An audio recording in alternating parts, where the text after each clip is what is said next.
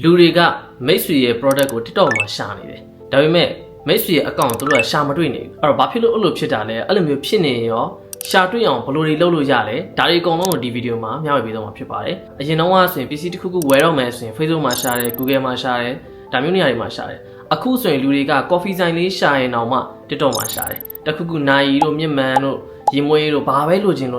TikTok မှာပဲရှာတယ်အဲ့လိုမျိုးရှာတဲ့အခါမှာဆိုင်တွေအများကြီးကြာလာတယ် account တွေအများကြီးကြာလာတယ်ကြာလာတဲ့အခါမှာမိတ်ဆွေရဲ့ account ပါလာ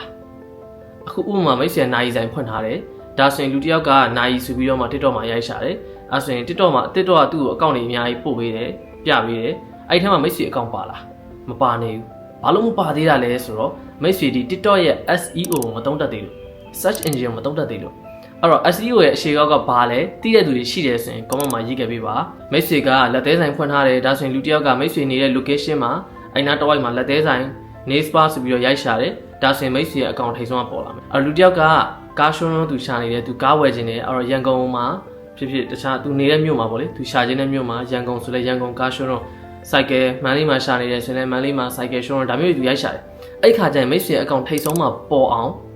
ဒါမျိုးတွေလုပ်ကြည့်ပါအဲ့နံပါတ်1ကဘာလဲဆိုတော့ TikTok မှာပြောတဲ့စကားလုံးတွေဗီဒီယိုထဲမှာမိတ်ဆွေပြောလိုက်တဲ့စကားလုံးတစ်လုံးချင်းစီကို TikTok ကတေချာနားထောင်တယ်အဲ့တော့မိတ်ဆွေပြောလိုက်တဲ့စကားတွေထဲမှာခုနကတော့လူတွေရိုက်ရှာမဲ့စကားလုံးနဲ့တူနေတာပါတယ်အဲ့ဒါကိုကျွန်တော်က keyword လို့ခေါ်တယ် keyword တူနေတာပါတယ်ဆိုရင်ရတယ်ဒုတိယတစ်ခုကဘာလဲဆိုတော့စာရန်ထိုးတာမိတ်ဆွေစာရန်ထိုးထားတဲ့ဟာကလည်းလူတွေရိုက်ရှာမဲ့စကားလုံးနဲ့တူနေတယ် keyword တူနေတယ်ဒါဆိုရင်လည်းရတယ်နောက်ဆုံးတစ်ခုကဘာလဲဆိုတော့အောက်က caption ဆိုတာကအောက်မှာကျွန်တော်တို့ hashtag တွေပါထည့်တဲ့နေရာလေးအဲ့နေရာလေးမှာလည်းခုနကတော့အတိုင်းလူတွေရိုက်ရှာမဲ့စကားလုံးမျိုးတွေမိတ်ဆွေရေးထားတယ်ဆိုရင်ဒါဆိုရင်လည်းရတယ်ဒီ၃ခုစလုံးပါမှ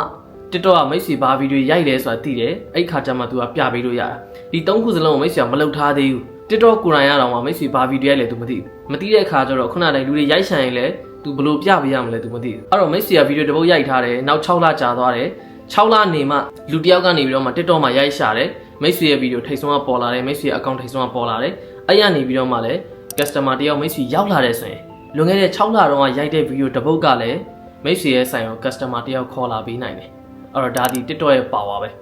အခုချိန်ထိအောင်ဒါမျိုး TikTok ရဲ့ search engine ကိုသုံးရပါတယ်ဆိုတာလူတွေမသိသေးဘူးရိုက်ရှာနေတာဟုတ်တယ်လူတိုင်းဒီတစ်ခုခုရှာခြင်းနဲ့ဆိုရင် TikTok မှာရှာတယ်အဲ့တော့အဲ့လိုမျိုးရှာတဲ့အခါမှာပေါ်လာအောင်ဘယ်လိုလုပ်ရမလဲဆိုတာလူတွေမသိသေးဘူးအဲ့တော့မိတ်ဆွေအခုသိသွားပြီအဲ့တော့စပြီးတော့မှလုပ်ကြည့်ပါမိတ်ဆွေကနေပြီးတော့မှကျွန်တော်ကတော့ဘာ keyword ထည့်ရမလဲမသိဘူးကျွန်တော်လုပ်ငန်းနဲ့ပတ်သက်ပြီးတော့မှခုနတိုင်းလူတွေဘယ်လိုရိုက်ရှာလဲမသိဘူး